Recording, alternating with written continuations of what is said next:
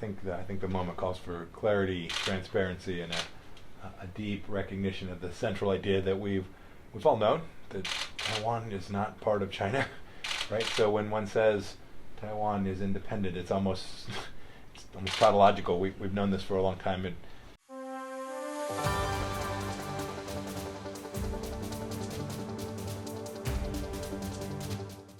史上最挺台，美国前国务卿庞皮欧访台。本报独家专访与庞皮欧对谈。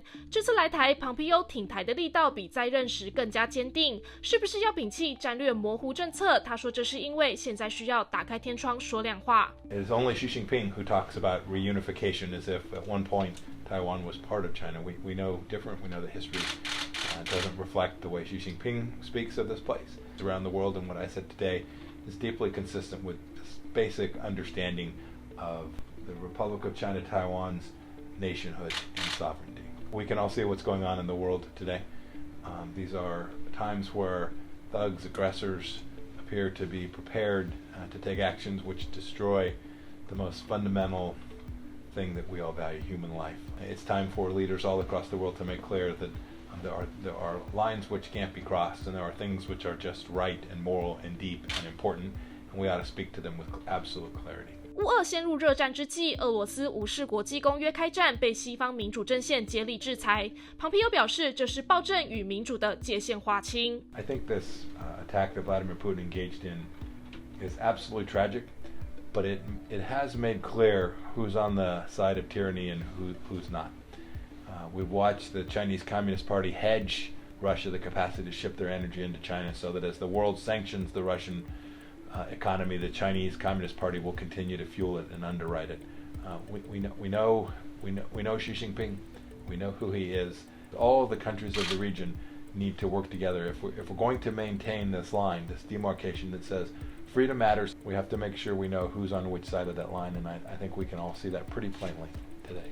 乌俄冲突7年压力锅到了今年才全面开战，庞皮欧多次批评这是拜登政府软弱不作为所致。And so when I talk about weakness begetting war and creating risk, it's not just about what they did or didn't do with respect to Ukraine. It's broader. This idea of deterrence emanates from nation states that are prepared to use the mighty tools that they have at their hand, and President Biden has simply declined to do this. I've been asked this corollary question many times. Well, could this have happened on your watch? It's not a fair question. I can't prove it factually or counterfactually. I can only say this: it didn't happen on our watch.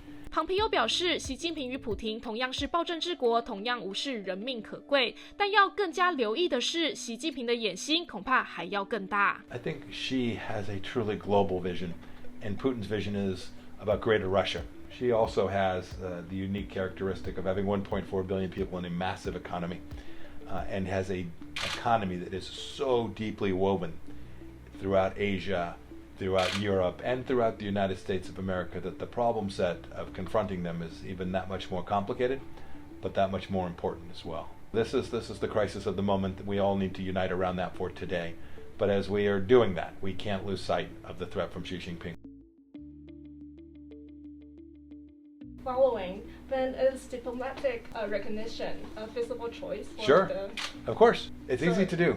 It's the right thing to do. It's the morally proper thing to do. It's not hard. 庞皮欧这次访台就是要加深台美关系，脸上挂着的口罩也写着坚若磐石。事实上，在他美国国务卿任内，台美关系快速升温，解密了6项保证文件，保证对台承诺不变，更在卸任前解除了台美官员互访的限制。What it means is we have to deal in reality.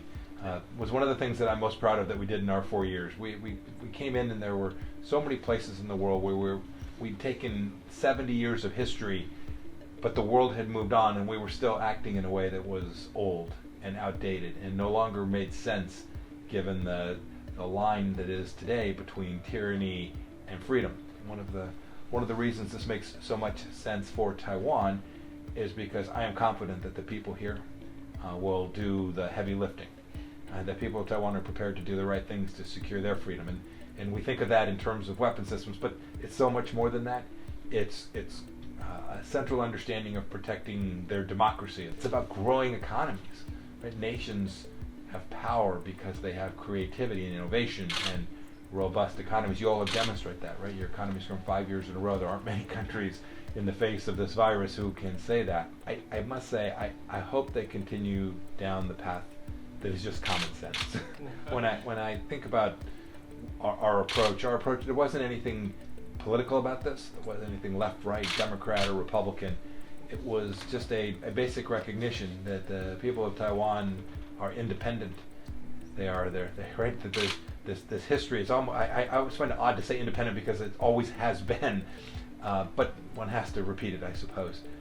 This is a sovereign nation, and we ought to treat the people who come to visit us in a diplomatic fashion from every sovereign nation with the respect and courtesies that they deserve. 川普政府对台湾的军售案达到了11次之多，更提升了美国、印度、澳洲和日本4方安全对话，希望借由外交、经济、情资分享等达到区域和平的目的。对于台美军事合作，庞皮欧则提出了3大方针。First, you talked about equipment. Equipment matters. It's good. You need the capability to be able to defend yourself from an adversary, from a threat. And it has to be the right equipment to challenge the right threat. So tools from yesteryear may no longer make sense, but some of our most capable systems need to be provided and sold to y'all. And then we need to make sure and train your forces. The last piece to say on this is we need to make sure this is a regional effort.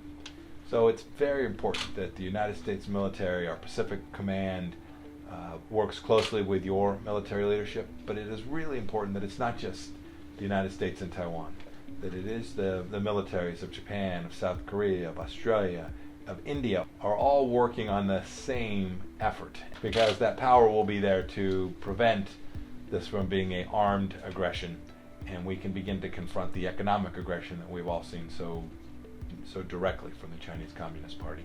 川普政府刚卸任时，中国在2021年1月对川普政府中28名高级官员进行制裁，禁止他们与家人入境中国，他们及其关联的企业机构也禁止与中国打交道、做生意，形同列入中国黑名单。Well, the good news is that the Republic of China Taiwan granted my visa, demonstrating its enormous independence from mainland China, who would unlikely to be granting a visa to me. I think the threat wasn't directed at me, but rather at my successor. And it wasn't directed at National Security Advisor O'Brien, but rather his successor. Those are people who had very deep economic connections. And I think Xi Jinping was sending them a message about what their future would look like when they left government service, and said, be very careful. Don't behave the way Secretary Pompeo did. I pray that this administration won't allow that bullying, that coercion to impact how they think about it. I am happy to say that so far I can tell you I don't think it's impacted them one bit. 除了加深台美关系，这趟访台之旅，庞皮欧与台湾商界会面。他说，更多的台美经济投资可期，我们还有很多工作要做。